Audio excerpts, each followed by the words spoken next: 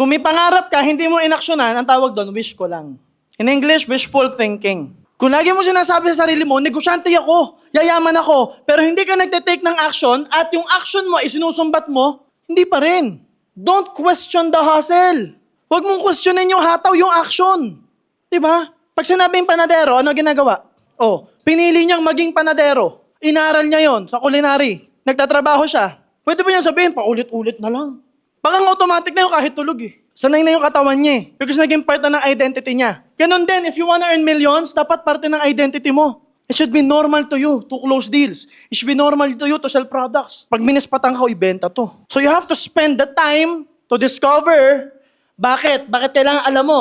Para alam mo yung hindi mo nagagawin. And alam mo yung gagawin mo para magbago yung self-image mo. And what will bring you significance in the marketplace is again doing the right things. Creating value. Talagang willing kang tumulong sa mga tao.